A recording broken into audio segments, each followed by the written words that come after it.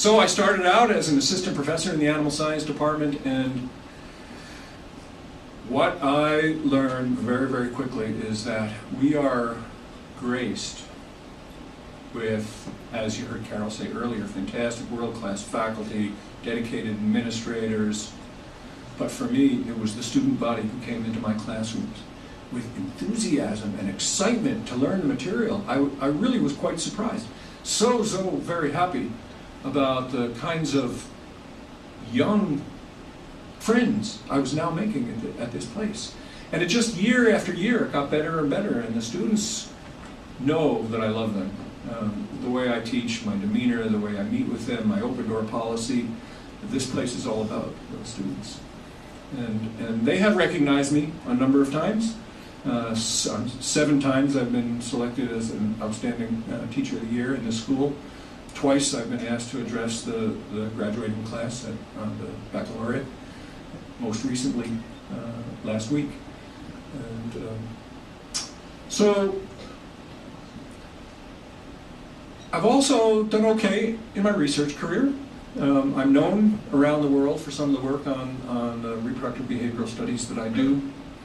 And one of the challenges that I face in this kind of research is I need graduate students with the kind of excitement and enthusiasm and motivation that they want to get out there and do what I want to do. That is, they want to try to understand something about what makes these animals tick, and they want to try to contribute to the society, and they also want to take a hand in educating our undergraduates. So I've had a number of really fantastic graduate students over the years. But I've also been a little bit frustrated by the level of support that we have to bring graduate students in. Graduate fellowships and assistantships are not as numerous as they ought to be.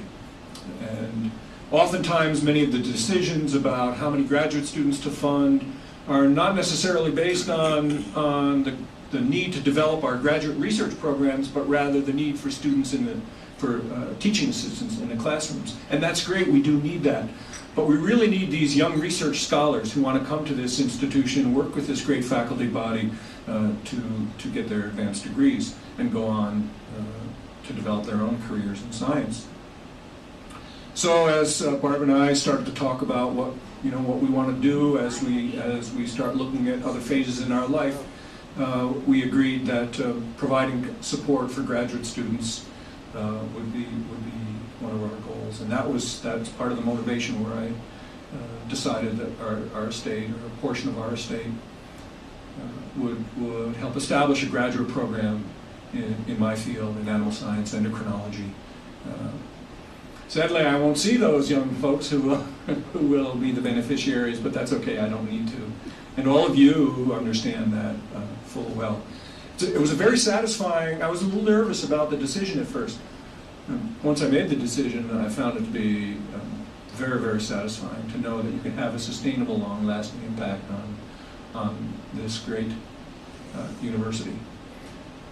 So I've had a number of PhD students, master's students over the years, all of whom stay in close contact with me, many undergraduates who stay in close contact with me.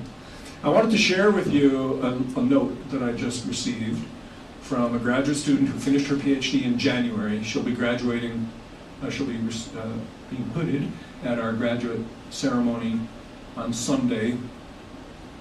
And she wrote me a really nice note. And the emotion that this note contains and that invokes in me is testimony and support for the reasons that we make the decisions for the life that we're living here, and the reason why I really love this place.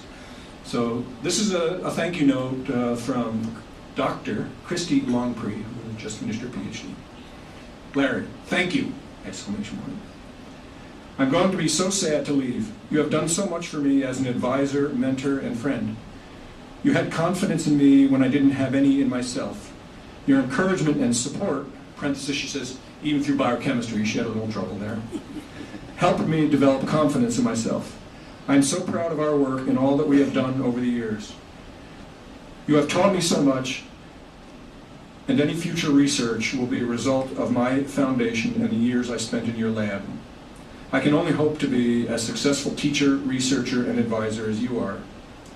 I'm still hoping for 7 publications. I teased her because she's pretty proud that we've got 3 publications already, one that's already published, 2 that are being under review now, and we've talked about a few others. And then I opened up my CV and said, look, I got 7 publications for my PhD, so that was the point of that note. She goes on, I know I will always be in contact with you, Princess. You can't get rid of me with a diploma. And hopefully we can even do more research projects together. But I will miss our everyday interactions. Forever, your research daughter, Christy. The word daughter is what resounds in my mind because my graduate students are my family. My master's students and PhD students are my sons and daughters. And it's terrifically rewarding when they come into the lab to start and they don't really know what they want to do, they don't really understand how to design the experiments, and by the time they leave, they really are fledged. They really are ready to start their own professional career. Yeah, they need a little more maturing and training, but we do a pretty good job at this place. There's a reason why we've been as successful as we are for how long we have been here, and that is great tradition of bringing in the best faculty from around the world who are the tops in their discipline, and we should never lose sight of that. I know Trenton sometimes loses sight of that, but we're much bigger than Trenton, you all know that. And I am terrifically proud to be a member of this great faculty. I'm terrifically proud to now be called Henry, and by the way, today was the first time I actually heard that affectionate name for us. Thank you for teaching me that today. So, that is my message, that this place grows on you. There are so many wonderful things to do here. I guess one last thing I'll tell you. Many of the students who come through our program, like I felt when I was a youngster, they want to be veterinarians. The animal science undergraduate program is a very big program here, and most of them come in thinking about vet medicine. They've wanted to be, they love animals, they want to be a vet all their life, and they're focused, and that's what they're going to do. And sometime around their junior year, when they've finished a number of the required courses, and now they have a chance to do what we as a faculty want them to do, which is reach out and explore beyond what they thought they do. They discover something new. And they come in to see me, and they're upset, and they're shaking their head, and they say, I don't know what to do. I say, wow, what's the matter? I don't think I want to be a veterinarian anymore. I say, why? I discovered something new. I hug them, I high-five them, I shake their hands. You mean your eyes are open, you're learning? Yeah. Isn't that wonderful? Oh yeah, I guess so. And then they'll say, but what are my parents going to think? Your parents are going to be very proud of you. Oh, okay. And they go and they leave the office with a great smile. And that great feeling lasts for days for me. I mean, I just really love that. I cannot see myself giving that up. That is far more valuable than any paycheck that ever can come from this place. It's the reward of working with these open-minded young folks. It's a fantastic, fantastic life. A lot of my friends say to me, you know, and people always have these conversations, if you could do it over again, what would you do? And my answer is I'd be a professor at Rutgers University.